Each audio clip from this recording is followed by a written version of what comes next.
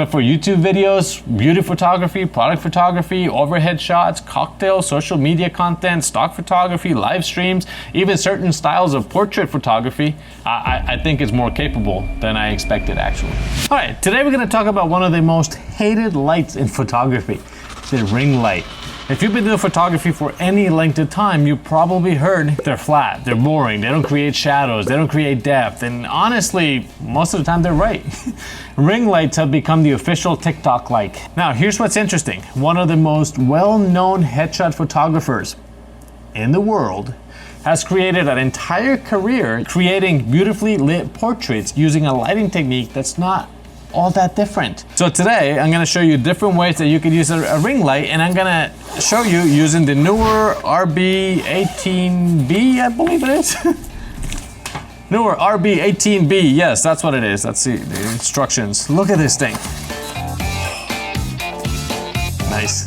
By the end of this video, you'll know whether photographers have been unfairly judging ring lights or if they're right to hate them. Let's find out. And yes, Neewer sent me this light so I could test it and make an experience-based video, not just talk. Let's do exactly what most people do when they buy a ring light. See, here's mounted directly on the camera. It's literally right here. I got the camera mounted on the thing. It actually looks really cool.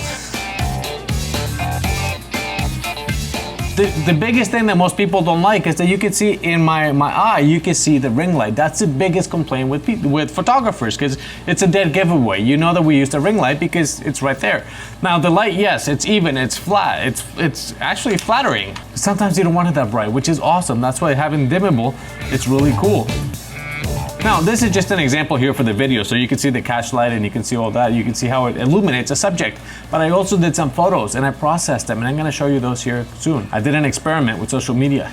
Now, before we start taking photos, let's take a quick look at the RB18B ring light. Look at this, it's an 18-inch edge-lit ring light. There are no harsh individual LED hotspots. You can see it here, and the quality of the light is noticeably softer. Now, inside are 288 LEDs capable of producing up to 3,800 looks at a half a meter, which is more than enough for portraits, product photography, YouTube videos, live streams, pretty much anything that most content creators are doing these days.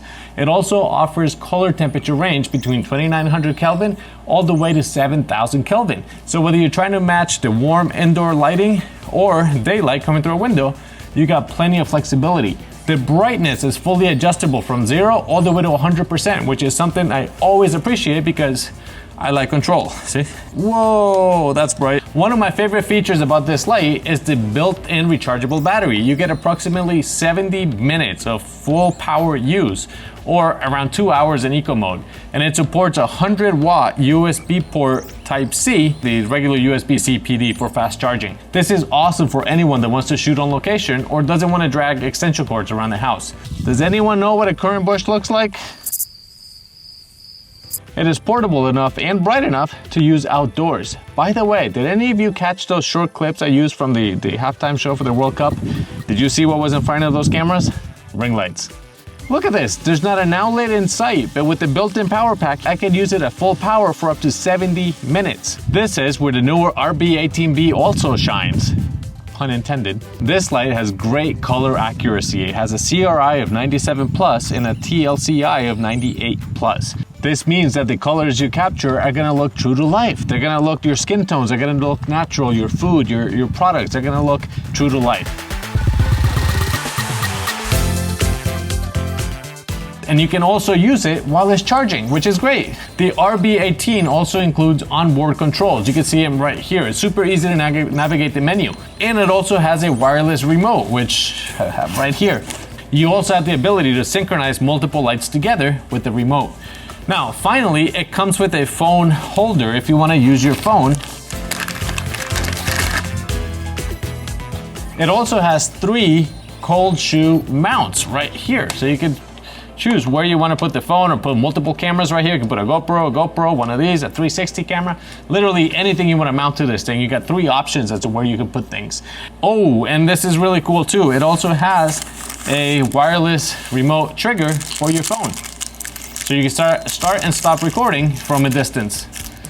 Look at that. That's so cool. Oh, and let's not forget the carry bag, because this thing is really cool. Look at that. It's a nice big bag. And did I show you the tripod? It's a flexible tripod. Look at how cool this thing is. You open it, it starts upside down. Let's loosen this up. There you go. Tighten it here, good to go. It's flexible, and I like the design because it folds down to nothing. See? Space saver, great. On paper, it ticks all the boxes, but now, can it make good photographs? Take a look at this selfie. It's not terrible. The exposure is good. Everything is evenly lit. It looks great. Now let's switch to this drink. Okay, now we're shooting drinks. You see the drink clearly. It's evenly lit. The exposure is great. And that's where a lot of people have problems, because it's evenly lit. There's no depth, there's no shadows, there's no drama. But the funny thing is that ring lights are actually doing exactly what they're designed to do. They're creating soft, flattering, even illumination. For stock photography, that can be a great thing. Bright, evenly lit subjects often sell more than the dramatic or cinematic looking things. That is advertising. Simple sells. Makeup artists, beauty channels, lash technicians, tattoo artists, barbers, content creators. It's not a flaw. That's the entire point of a ring light. If you're filming a makeup tutorial or making a photo of a makeup, the last thing you want is a harsh shadow across somebody's face. You want to highlight that makeup. Now, let's get into a different example. I asked you guys across multiple channels, my social media channels, what you thought about lighting in this photo. 75% of you liked it and 25% of you did not. That's math right there. I purposely cheated with this example because I wanted to focus on the face and the light only. I did change the catch light in Photoshop so you wouldn't guess what kind of light I was using. I know a lot of you looked in there to see what kind of light it was, but I Photoshopped that. A lot of you said the background was distracting, so let's remove it. Now, let's edit this photo a little bit more. I just did basic edits the first time, but let's use Evoto this time. Look at the difference, removing the background and a little bit more processing. Now, have you ever looked at any of Peter Hurley's work, the Headshot Crew? Have you seen any of this stuff? You probably noticed that his lighting isn't overly dramatic. Not always anyway, sometimes, but not always. Look at this example from the website. I hope I can share that here. I don't want to get flagged, but it's a great example. Look at the lighting and compare the lighting in these two photos. His goal isn't to create deep shadows in movie portraits. His goal is to create flattering light that makes people look their absolute best. He's using a 3-light setup. He's got like a triangle. So you can see one on the bottom and 2 on the sides, and he puts his subject very close to that light. Exactly how you would use a ring light, like this. Why? Because the light is gonna make your pupils shrink so you can get more color in your eyes. He calls it, what does he call it? The BPS, big pupil syndrome. No, you don't want that. You want light in front of your subject so the pupils shrink and you get the color of the eyes. People pay him thousands of dollars for his headshots, and that lighting philosophy that he's using is extremely similar to what these ring lights give you. Ring lights are incredibly forgiving. The problem is when photographers try to use them like studio strobes. They're not. So instead of fighting the light, let's learn how to work with it. Now, the first thing I'm gonna do is to stop treating this ring light like it needs to be directly behind the camera. Move it. Go higher, go lower. You can move it around. I mean, the tripod is extremely flexible. Look at this other photo I did of myself. This other selfie. I put the light to the side. It works like an LED panel. It's a large light source with an even light spread. It works great. When the light source is close to your subject, it's going to wrap around the subject, eliminating shadows. Moving it further back, it's going to give it a little bit more contrast and definition. Let's talk diffusion.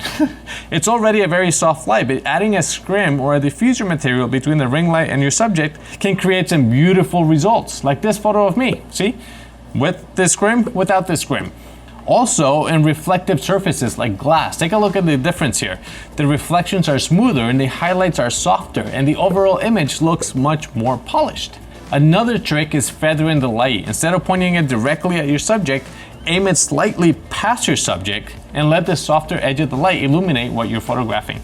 It works wonderfully for portraits, product photography. It's incredible for drinks too. It's amazing how much better a ring light performs when you stop using it as a selfie light and start using it like a tool. Soft light isn't bad. Flat light isn't always bad. It depends entirely on the photograph and what you're trying to create.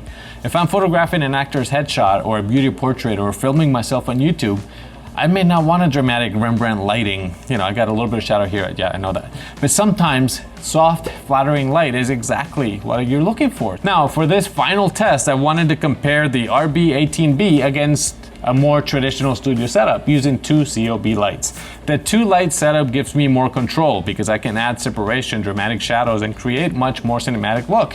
No surprise here, but here's what surprised me. The ring light held its own surprisingly well. Now, the one thing I noticed is how much the light spreads out from that ring light, adding light to Chloe's hair here in the background. I like it, it looks fantastic. Now, would I use it for every portrait session? Probably not. But for YouTube videos, beauty photography, product photography, overhead shots, cocktails, social media content, stock photography, live streams, even certain styles of portrait photography, I think it's more capable than what I expected. Lighting is such a misunderstood subject and such a subjective subject. Ring lights can actually become one of the most useful tools in your lighting kit. They're low profile, wide illumination area, no cables to trip over. I also even used it as that type of dark field for lighting technique. Remember when I had a cocktail and I put the light behind it with a softbox and then covered it with a black card there just so you can light up the edge of the glass? Well, with the ring light, there's no background. There's no background to block out. You can put your subject right here and photograph that. Now it gives you the rim and everything. Look at this club soda with lime on the bar. It looks fantastic. What I'm trying to say here is that the Neewer RB18B brings a lot to the table with its edge lit design, excellent color accuracy, the bicolor options, warm to cool, the rechargeable battery and USB-C fast charging. Remote control, really? A light with remote control, that's awesome. And the portability is awesome, but the most important thing is a reminder that great lighting isn't about buying the most expensive modifier, it's about learning how to use the tools you already have. So if you bought one of these in 2020, it might be time to dust it off and put it to work. Or you can check out the Neewer RB18B in the link down below. Thank you so much for watching. Don't forget to like and subscribe, and I will see you in the next video. Bye.